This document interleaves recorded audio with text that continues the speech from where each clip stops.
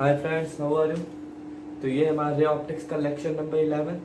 आज हम बात करेंगे critical angle and total internal refraction पे कि अगर इंसिडेंट रे बढ़ाएं इन डेंसर मीडियम तो रिफ्रैक्शन कैसा होगा। ठीक है, रिफ्रैक्शन कब गेजिंग इमरजेंस होगा, कब टोटल इंटरनल रिफ्रैक्शन होगा, इसके बारे में आज हम बात करेंगे। Okay, critical angle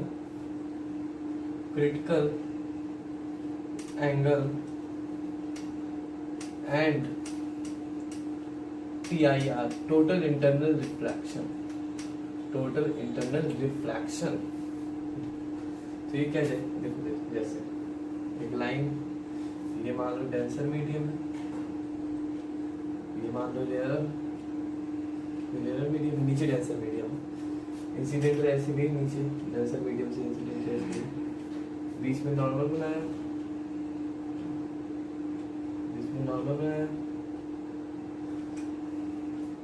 bend away from normal. ठीक है, इंसिडेंट रे और बढ़ाया, इंसिडेंट रे जैसे नॉर्मल से इंसिडेंट रे और बढ़ाया, मान लो और बढ़ाया, इंसिडेंट रे नॉर्मल से और बढ़ाया, बेंड अवे फ्रॉम नॉर्मल और हुई, ये इंसिडेंट है, ये रिफ्लेक्शन। अब देखो इंसिडेंट रे और ज्यादा बढ़ा दिया, फिर क्या हुआ, ये इसी पे ये गेजिंग एविडेंस हो गया, गेजिंग इमरजेंस हो गया 90 डिग्री पे, रिफ्लेक्शन बराबर 90 डिग्री। देखो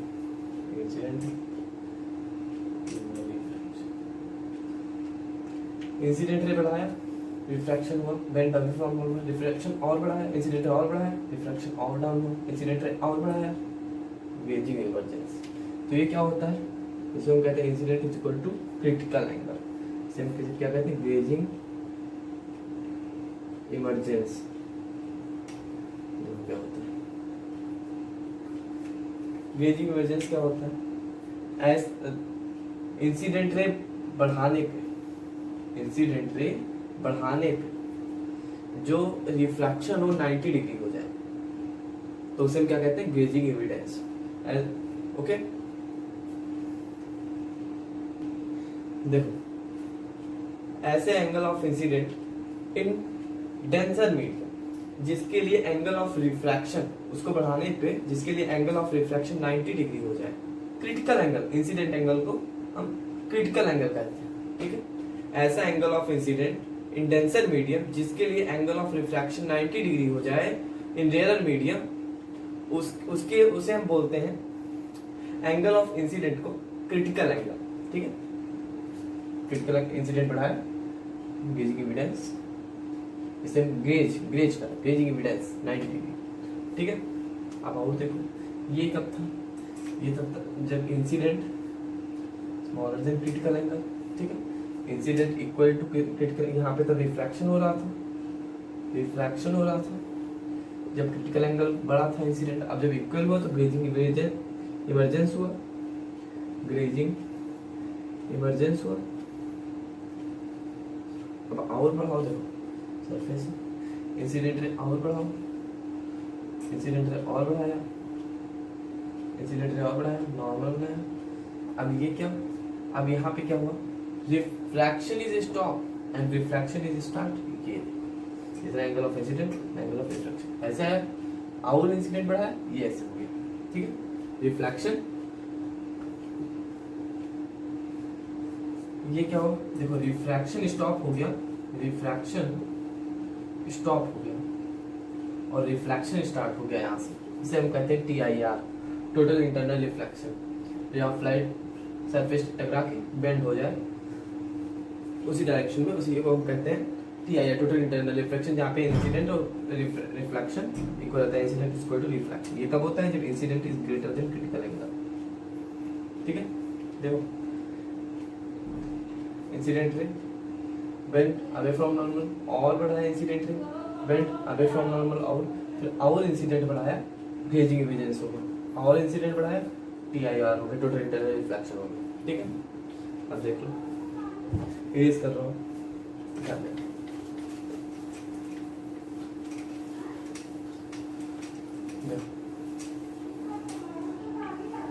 ये क्या हुआ देखो, मान लो ये कोई, ठीक है, यहाँ पे इंसिडेंट रे ऐसे गई, इंसिडेंट रे ऐसे गई, नॉर्मल बनाए ग्लेजिंग इविडेंस को, मान लो ये रेयरर मीडियम है, ये डेंसर मीडियम है, और बोला तो कोई निकलेगा, बहुत अच्छे से बताएंगे, समझ में आएगा।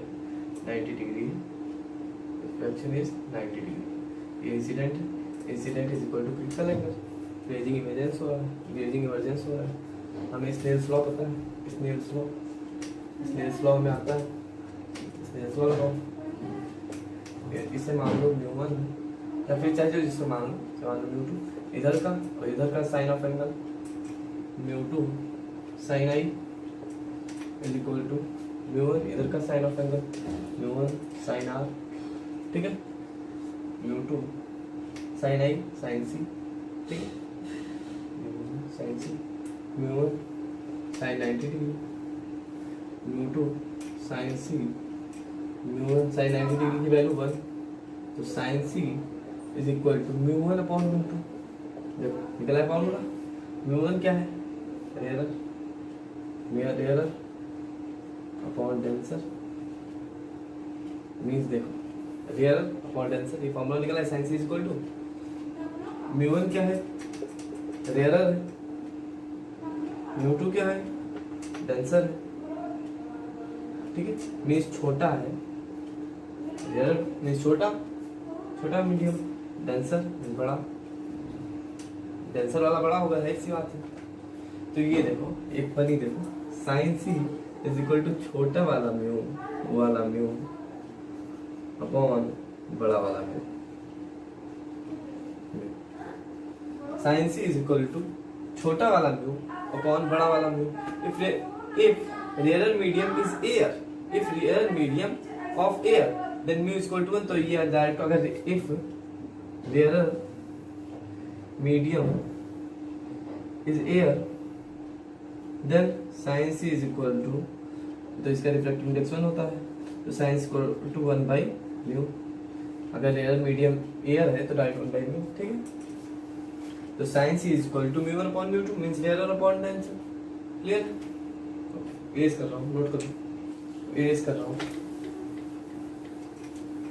हमें क्रिटिकल एंगल फाइंड करना, हमें पता चल गया कि क्रिटिकल एंगल फाइंड करना हो, ओके, तो मैं देखो क्वेश्चन देखो, find the critical angle, find the critical angle for air, तो इसका रिफ्लेक्टिव इंडेक्स 1 होता है, एंड ग्लास के reflective index 1.5, find the critical angle, ये हमें फाइंड करना है। तो अब देखो हमें पता है sine C is equal to rarer upon denser, direct देखो, तो रेयरर क्या है, एयर, डेंसर क्या है 1.5, ग्लास है, ठीक है, पॉइंट है 0 इंक्रीज हुआ, 5 3 या 15, तो sine C is equal to 2/3 mean C is equal to sine inverse, लगभग ये एंगल हो जाएगा 42 डिग्री, लगभग 42 डिग्री होगा, क्लियर, ये हमारा निकला 42 डिग्री, अगर एयर और ग्लास का दिया हो तो क्रिटिकल एंगल 42 डिग्री, ठीक है, एयर एंड ग्लास अगर दिया हो तो क्रिटिकल एंगल 42 डिग्री। अभी ये इरेज कर रहा हूँ और एक अच्छे से क्वेश्चन सॉल्व करा रहा हूँ, कंप्लीट द पाथ ऑफ रे से क्वेश्चन मैंने बताया दिया, अब देखो कंप्लीट द पाथ ऑफ रे, कंप्लीट द पाथ ऑफ रे, देखो ये हमारा है, मान लो ये देखो, ठीक सही ना,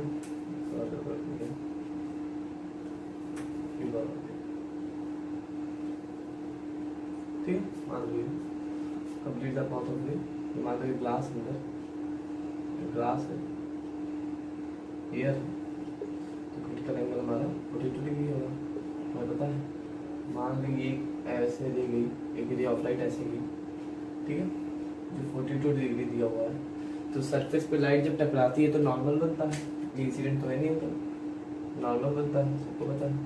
सरफेस पे लाइट टकराती है तो नॉर्मल होता है। नॉर्मल बनता है तो नॉर्मल कितना होता है, सरफेस से नॉर्मल 90 डिग्री होता है। तो 90 माइनस 42 तो ये हमारा आ गया 48 डिग्री। ठीक है, एंगल ऑफ इंसिडेंट 42 डिग्री। अब ये देखो यहाँ पे क्या हो रहा है, अगर incident is greater than critical angle then वहाँ पे क्या होता है, TIR होता है, टोटल इंटरनल रिफ्लेक्शन होता है, हमने बताया ही। When incident is greater than critical angle then there is TIR। तो ये रे ऑफ लाइट ऐसे ये कितने डिग्री पे, 48 डिग्री। देखो अगर incident is greater than critical angle then TIR होगा। ठीक है, नॉर्मल ये हमारा 90 डिग्री है, जैसे मैंने दिया 90 डिग्री, तो ये हमारा 42 डिग्री हो जाएगा। ये हमारा 42 डिग्री हो जाएगा, 42 डिग्री हो जाएगा। तो 90 माइनस 42 तो ये हमारा एंगल हो जाएगा 48 डिग्री। सरफेस नॉर्मल बनेगा, सरफेस पे नॉर्मल बनेगा, सरफेस पे नॉर्मल बनेगा। तो ये हमारा 90 डिग्री हो जाएगा। तो ये हमारा कितना आ जाएगा 42 degree.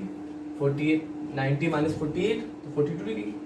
When incident is equal to critical angle, then there is grazing emergence. Grazing emergence.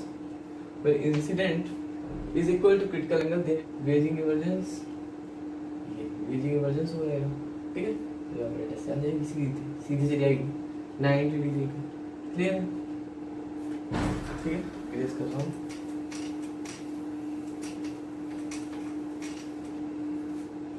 चलो दूसरा देखो। ठीक है,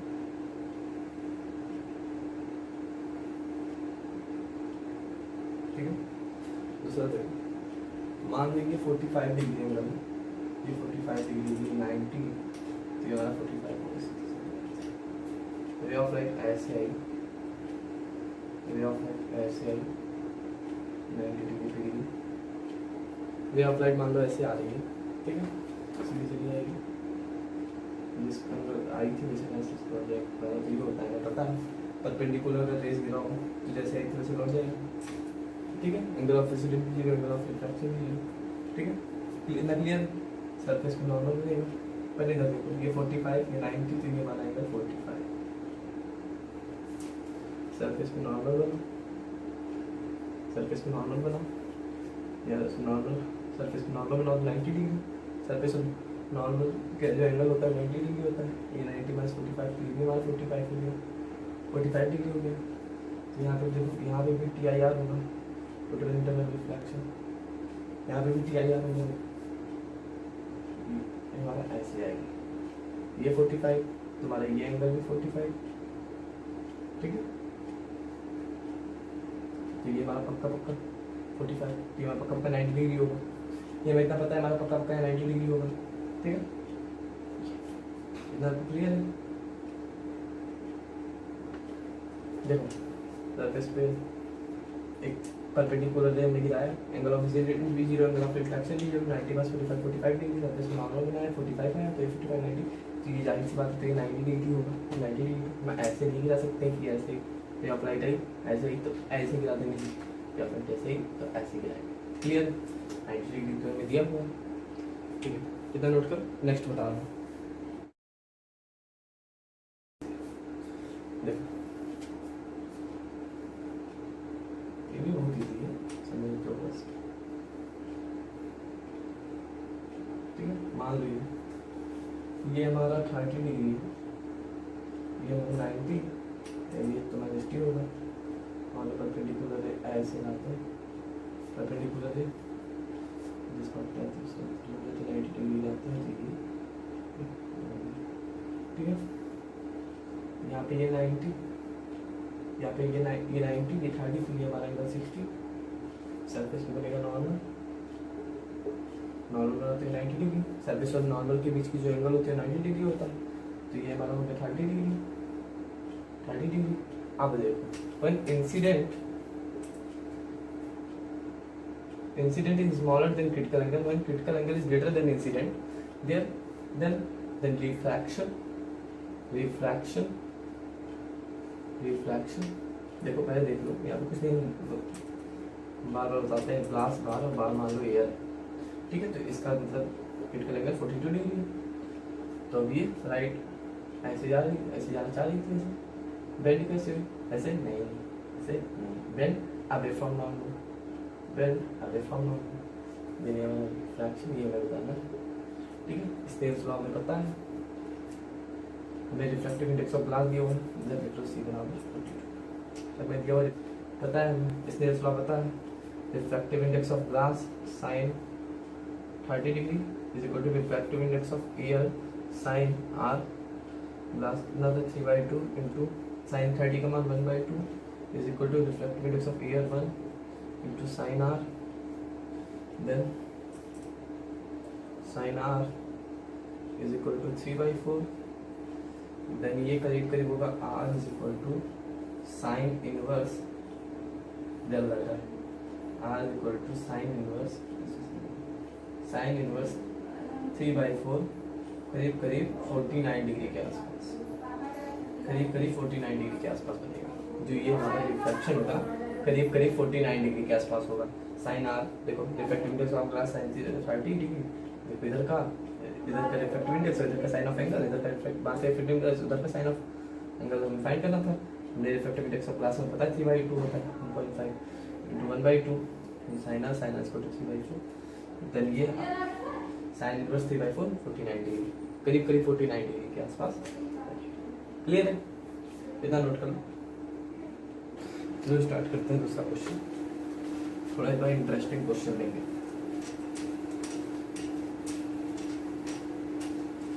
देखो,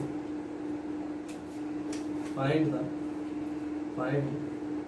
the refractive index of prism. देखो बहुत इंटरेस्टिंग क्वेश्चन।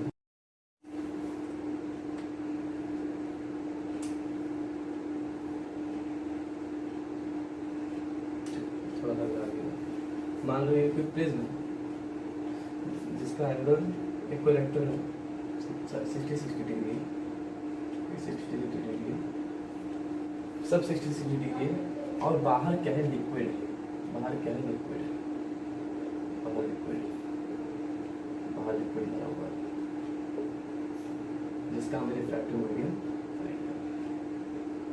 बाहर क्या है लिक्विड, बाहर लिक्विड। बहुत इंटरेस्टिंग क्वेश्चन है। यहाँ तो बाहर मान लो लिक्विड है, इंसिडेंट रे ऐसे आई, इंसिडेंट रे ऐसे आई, इंसिडेंट रे ऐसे आई, ठीक है, इंसिडेंट रे ऐसे आई 90 डिग्री का इंसिडेंट रे, और ऐसे भी सीधे according to question incident ray ऐसे ऐसे भी, और फिर ये ग्रेज, ये ऐसे, सॉरी फिर आगे ये ऐसे,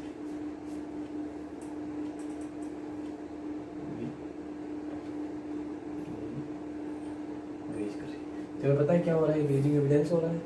पहले देखो ये 60, 90, तो ये हमारा एंगल 30, ये हमारा एंगल 30, सरफेस पे नॉर्मल बना, सरफेस पे नॉर्मल बना, तो 90, तो ये 60, तो ये हमारा जब ये ग्रेजिंग एविडेंस क्वेश्चन में दिया हुआ है कि ग्रेजिंग एविडेंस हो रहा है, तो मीन्स इस समय क्रिटिकल एंगल हमारा 60 डिग्री है। इस दिस टाइम जो हमारा क्रिटिकल एंगल है वो 60 डिग्री है, 60 डिग्री है। क्वेश्चन में देखो रिफ्रैक्टिव इंडेक्स ऑफ प्रिज्म हमें दिया हुआ है √2, और हमें दिया हुआ है, और हमें निकालना है refractive index of liquid, question में फाइंड करना है।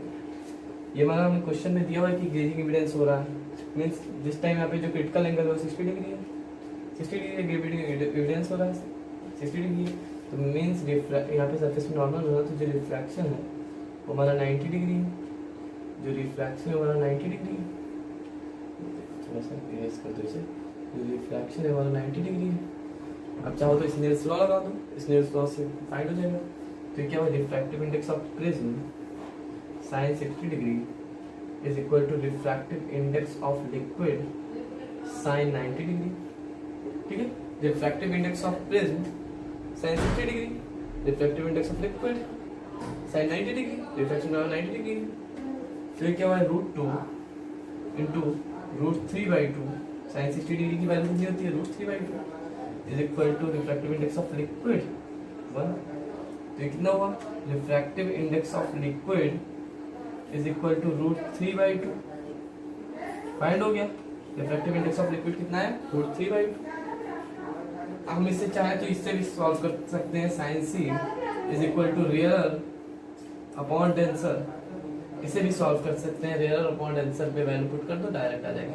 विच मींस देखो refractive index of liquid upon refractive index of prism is equal to ये, और जो साइन सी हमें साइन सी किट करेंगे कितना देगा, साइन 60 डिग्री, ठीक है, साइन 60 डिग्री। यहाँ पे ये देखो रिफ्रैक्टिव इंडेक्स ऑफ, इधर देखो थोड़ा सा ऊपर लिख लो, sine C is equal to refractive index of liquid upon refractive index of prism, refractive index of liquid upon refractive index of prism sin 60 degree is equal to refractive index of liquid upon refractive index of √2, तो √3/2 is equal to refractive index of liquid upon √2। तो कितना हो जाएगा, refractive index of liquid is equal to root of 3/2। इससे भी हुई है, इस ऐसे भी सॉल्व कर सकते हैं रेयर अपॉन डेंसर, और ये स्नेल्स लॉ भी सॉल्व कर सकते हैं, स्नेल्स लॉ से भी सॉल्व कर सकते हैं। Clear, okay. ये बहुत इंपॉर्टेंट था, इससे हमारे बहुत अच्छे क्वेश्चंस आते हैं बोर्ड एग्जाम में, इसलिए इसे ध्यान से समझ लो, बहुत ईजी। स्नेल्स लॉ बहुत इंपॉर्टेंट है, हमने शुरू में ही बताया। ओके, तो आज हमारा यहीं पे लेक्चर, जो हमारा लेक्चर है आज, बस यहीं पे फिनिश होता है, ठीक है। अब हम कल नए लेक्चर के साथ में मिलेंगे। Bye bye. Please like and subscribe my channel. Thank you.